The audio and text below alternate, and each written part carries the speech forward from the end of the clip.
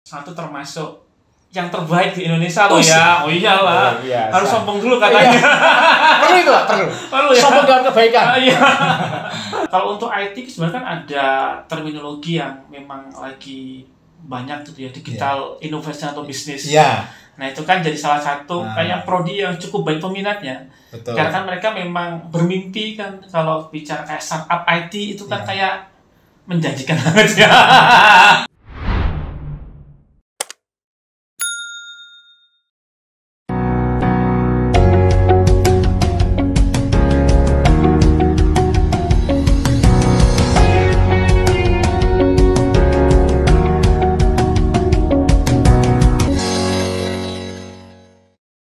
Assalamualaikum warahmatullahi wabarakatuh. Ketemu lagi dengan Dr. NH di NH Channel. Iya, luar biasa. Siang ini kita kedatangan tamu jauh sekali ya, dari ibu kota, gitu ya. Yaitu Bapak Dr. Nizar. Nah, selamat siang Pak Nizar. Selamat siang Pak NH yang tercinta, terkasih, tersayang. Terima kasih. Welcome to Kota Ngapak. Orang lebih jauh lagi saya. Sebelah Pan Bekasi. Orang apa orang kepenak gitu. Ini bahasa Banyumas khas ini ya. Jadi apa kabar nih Pak Nizar nih? Alhamdulillah baik. Iya, lama tak jumpa. Apa? Iya ini baru datang hari ini beliau ini ya. Acara apa tadi Prof? Tadi ngapain ya aku ya?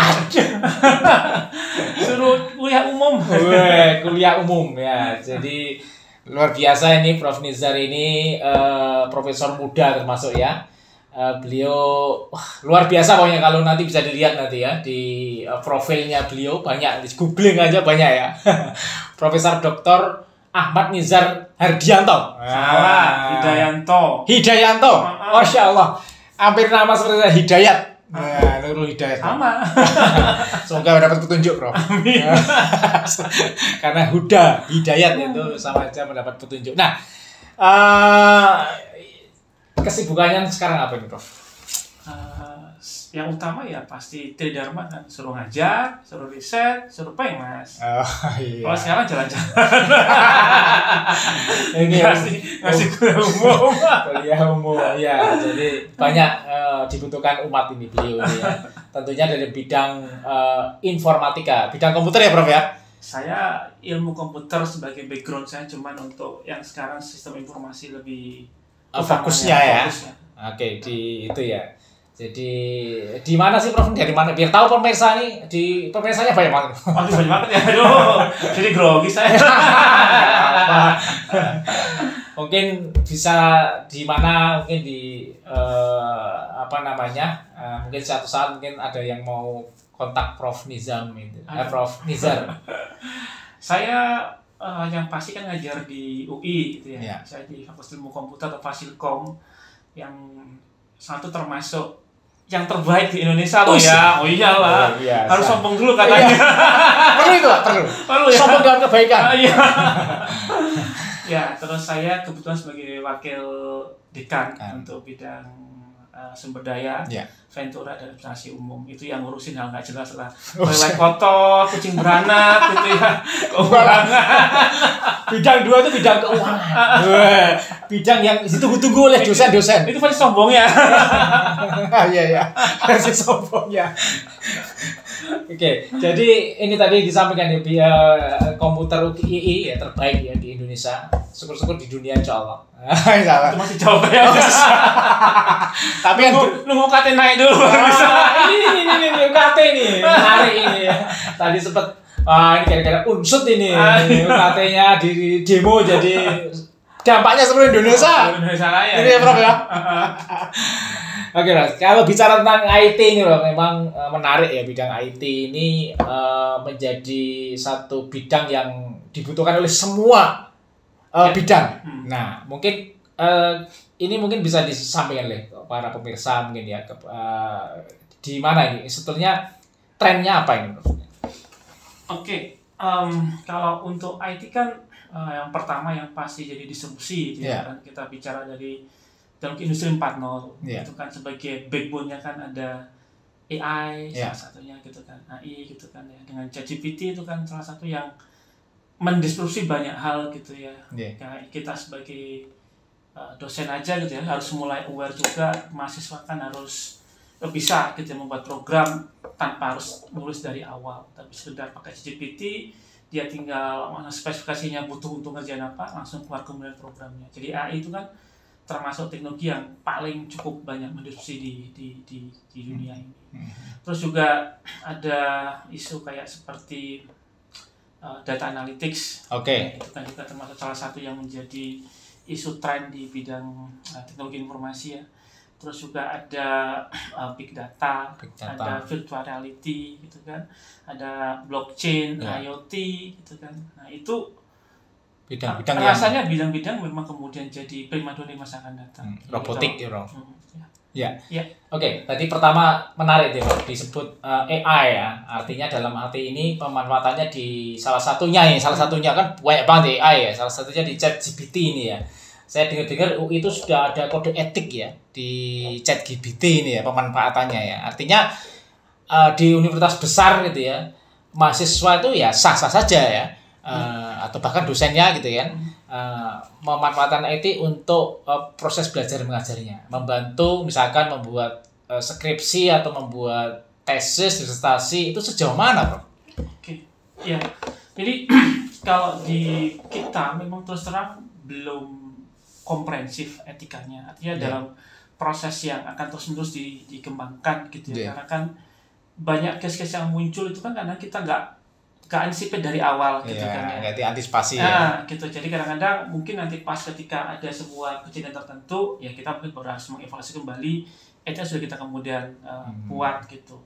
Nah terkait dengan nanti kayak penggunaan dari AI untuk hasil penelitian itu buat saya pribadi sih sebenarnya sah-sah aja, karena kan buat saya itu semacam kayak personal assistant kita gitu ya. Jadi yang kita bisa tanya apapun gitu ya, kita buntu gitu ya, mencari topik kan bisa tanya sama AI gitu kan. Nah ya itu sah-sah aja selama nanti kemudian ketika proses pengerjaannya kita kerjakan sendiri gitu. Jadi kayak di awal saya misalkan bingung sebagai mahasiswa, aduh saya galau gitu ya, stres. ChatGPT itu membantu mahasiswa galau. Tanya sama ChatGPT itu buat saya sih nggak masalah. Karena seperti kayak anak S1 gitu kan, itu kan tidak di-challenge, itu tuntut untuk membuat sebuah novelty kan enggak. Mereka sekedar menerapkan, mengimplementasikan sudah oke seharusnya anak S1. Jadi selama kemudian dari sisi penggunaan misalnya inspirasinya itu dari sana ya nggak masalah. Nah cuman memang nanti pas hati-hatinya adalah saat proses penulisan, kalau kemudian sekedar kopas dari ChatGPT itu yang salah, nggak boleh. Betul sekali. Artinya tuh ya mudah tapi jangan menggampangkan gitu ya. Artinya ChatGPT ini sebagai asisten. Iya. Buat konsultasi aja, kita bingung, tolong carikan ide. Oke, dia ngasih ide. Nanti kemudian ya tetap kita harus menulis dalam bahasa kita sendiri nanti. Kita istilahnya mensintesis gitu ya. Artinya dalam bentuk tulisan yang berbeda dengan tentunya referensi-referensi tidak saklek lah gitu ya. Karena mudah sekali kan, Prof. Ada tugas dari dosen misalkan kuliah kan dosen harus pintar-pintar juga kan? Oh iya. Itu akhirnya. Jangan dengan ChatGPT terus mahasiswa menggampangkan. Iya, jadi sebenarnya kan ada isu kayak mengenai trust-nya kita pada ChatGPT gitu kan. Karena kan dia sebagai sebuah language model yang tidak bisa menjamin akurasi referensi salah satunya kan. Artinya kalau kita kemudian nggak hati-hati terus main begitu aja, yang ditampilkan itu mungkin bukan sesuatu yang memang dari sumber yang benar gitu sebenarnya. Dia cuma ngarang-ngarang aja gitu. Nah itu yang karena kalau orang tidak hati-hati terus main kopas gitu aja, kalau orang yang rajin, dosennya rajin, ketahuan pasti. Kalau rajin dosen. Maaf sekali ya. Ya semoga rajin dosen. Iyalah, kita rajin kok. Tapi ini fenomena kan, Bang. Artinya nggak bisa dibendung. Nggak boleh menggunakan ChatGPT itu nggak bisa. Iya, nggak bisa karena tapi teknologi kan mau nggak harus terima. Tapi untuk benefit dari umat manusia gitu kan. Itu luar biasa nih. Jadi dengan kehadiran teknologi yang AI contohnya tadi yang luar biasa ini harapannya memang digunakan secara bijak Karena teknologi kan pasti ada sisi ya dampak positif, pasti ada negatifnya juga. Iya. Semua teknologi pasti ada seperti itu. Tapi gini, di kampus kan mencetak para calon-calon intelektual, khususnya di bidang IT. Ini sebenarnya arahnya mau kemana nanti ke depan? Kalau Jokowi sendiri mungkin cerita. Aduh, angel. Atau sekedar cetak aja lah, terserah lu. Enggak lah, kita kan pasti punya unggulan gitu ya. Karena namanya organisasi kan pasti harus punya branding gitu. Kita mesti asal di mana. Iya. Nah, pastinya kalau kami kan tadi ngelihat dari tren industri yang ada saat ini ya pasti nggak jauh-jauh dari AI, cyber security gitu kan, data analytics. Ya itu yang utama kan ke arah sana pengembangannya. Terus mungkin bidang-bidang yang terkait seperti e-health itu juga salah satu yang menjadi primadona saat ini ya. Jadi sebenarnya sih kalau kita memang mau mengarah ke yang tadi ya, itu kan sudah pada track yang sudah bener lah kira-kira begitu. Karena kalau kita masih menggunakan yang lama-lama ya udah ketinggalan dong. Kalau teknologi IT kan beda kayak misalkan matematika yang kayaknya ya gitu aja rumus itu terus. Tapi kalau IT kan begitu sudah makin tahun ya udah obsolete yang lama-lama kan. Iya. Gitu. Iya, jadi memang bidang IT itu kan memang luas ya. Artinya di IT worker, artinya lulusannya juga nanti dihadapkan dengan lowongan yang banyak sekali pilihannya. Ya, dan kampus juga tugasnya untuk mendidik itu kan, Prof. Jadi harapannya memang kampus khususnya yang IT ini memberikan solusi yang tepat gitu ya. Artinya kadang, nah ini menarik juga kan kurikulumnya ya, Prof ya. Kurikulum yang terbaru ini apa namanya, Prof? Kurikulum ASEAN atau apa nih? Yang ASEAN ada yang OB itu gimana? Ada ASEAN ya? Kalau kita bicara OBE lebih ke arah cara nyusun kurikulumnya itu ada OBE-nya. Artinya cara nyusun kurikulum itu kontennya untuk mahasiswa nanti harapannya akan menjadi ini gitu ya? Iya, betul. Jadi kalau kita bicara OBE kan namanya outcome based education, ya kan artinya semua terukur. Gitu, di ujungnya apa? Nah, kita yang biasanya kan jadi kayak outcome-nya itu apa saja yang nanti jadi kayak kontraknya antara mahasiswa dan kampus. Artinya sebenarnya gitu, kalau kemudian industri tanya, kamu janjinya seperti ini, bisa lulusan bisa 1 apa, 2 apa, 3 apa. Kalau disuruh ini nggak bisa, itu nggak bisa, berarti kan harusnya salah. Salah idenya ya. Nah, ya ini fenomena ya, Prof. Bahkan kemarin beberapa hari yang lalu kan generasi Gen Z sekian juta nganggur. Itu gimana, Prof? Ya kalau masalah nganggur kan nggak selalu karena masalah kurikulum, tapi kan karena ada tadi antara demand yang ada sama supply-nya itu seperti apa. Kalau demand-nya kecil, supply banyak ya pasti ada yang harus nganggur, mau nggak mau kan. Karena memang kebutuhannya hanya segini. Saya belum butuh lo gitu. Kecuali memang kalau kampusnya itu memang punya tadi outcome-nya adalah mencetak generasi untuk entrepreneur seperti Pak NH gitu. Nah itu.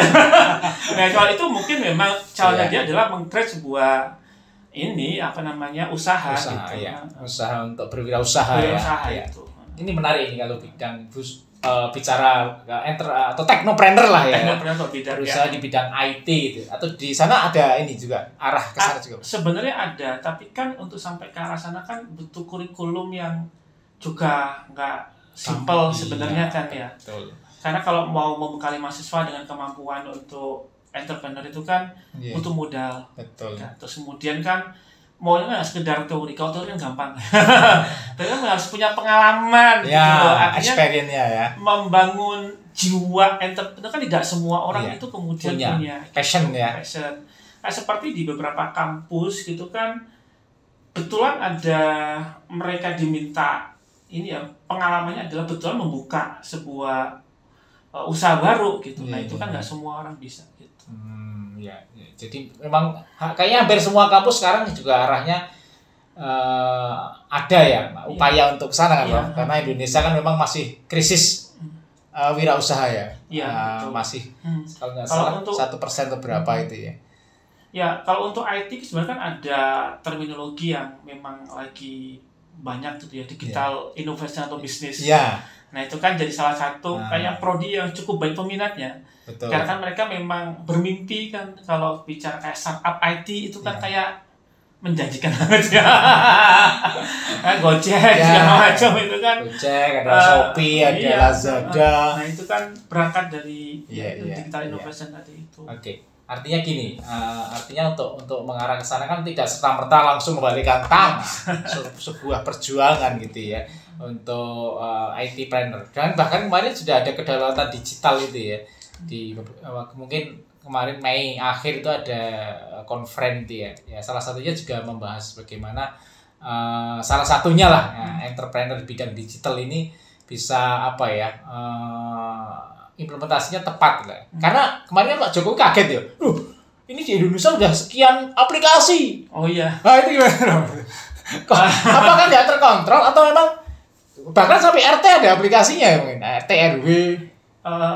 Mau jujur apa nggak jujur nih? Jujur apa nggak jujur nggak bisa.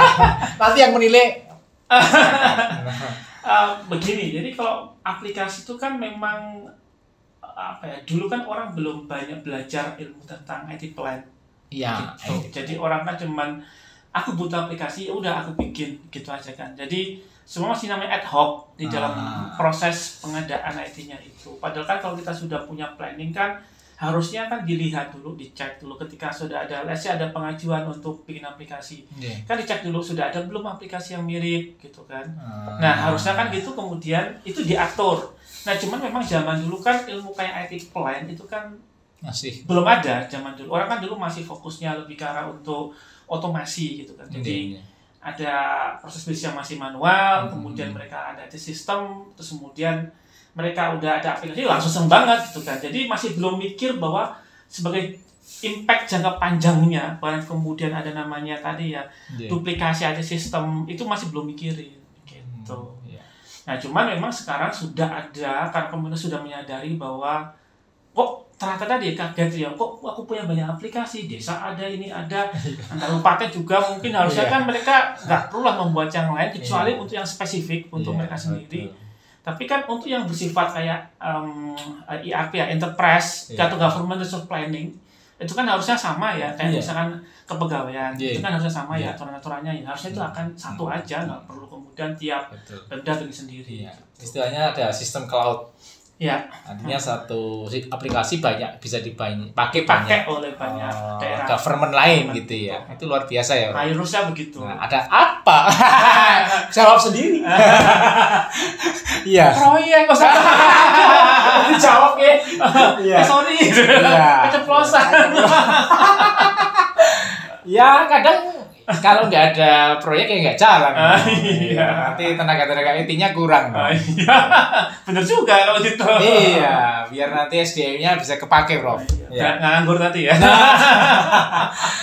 Oke, Mas. Jadi kembali ke kampus ini. Jadi di dunia akademik ini yang namanya publikasi ini, beliau ini publikasinya 410 publikasi internasional.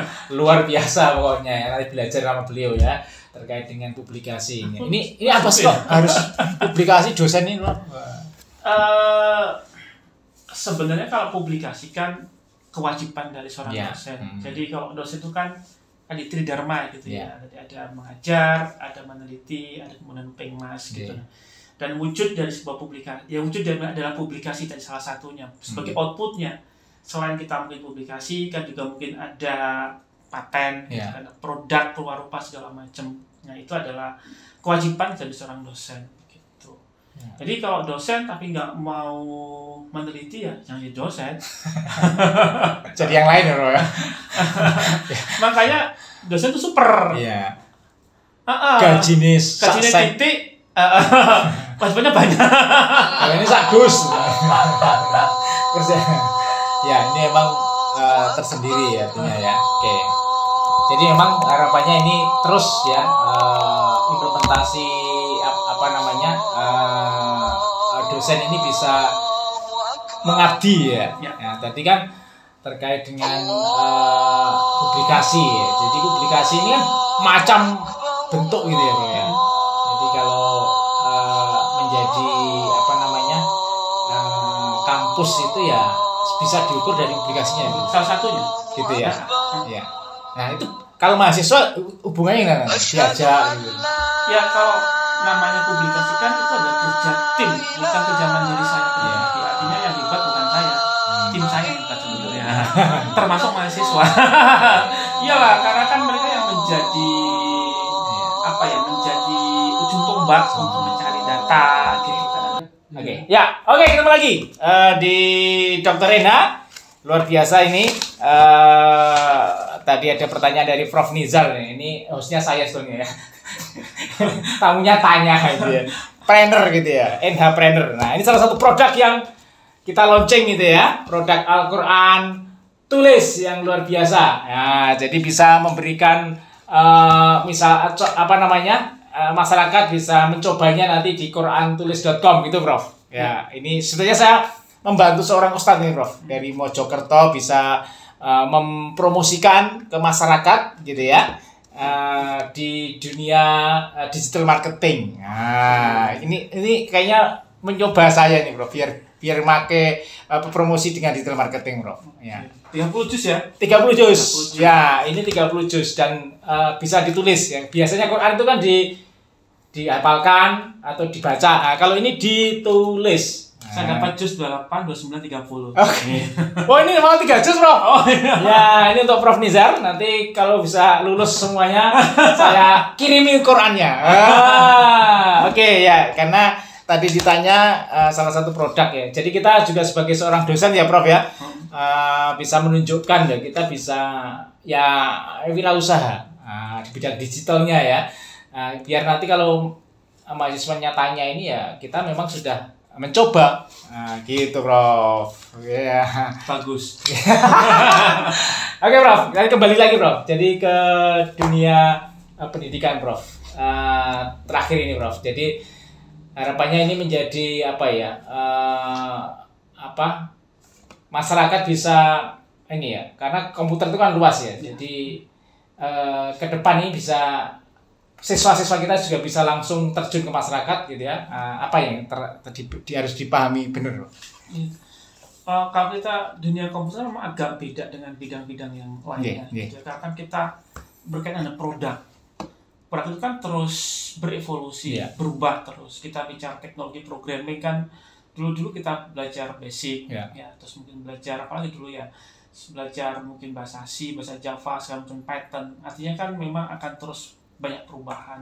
Kita bicara kayak database juga kan ada ya, yang dari yang dulu itu kayak COBOL, terus berubah lagi jadi relasional seperti katakanlah akses misalkan gitu ya, terus ada kemudian make SQL server dan seterusnya. Nah, jadi kalau kemudian anak-anak IT itu kemudian hanya belajarnya produknya, itu kan nanti repotnya adalah ketika dia dibeli produk yang baru walaupun bersama ya, kalau sama-sama database misalkan, mungkin akan jadi kesulitan. Nah, makanya kalau di kami seperti di UI itu memang fokusnya adalah bukan bicara mengenai produk, tapi lebih karena mengajarkan tentang basic skill-nya mereka, tentang mendasar mereka di IT-nya gitu.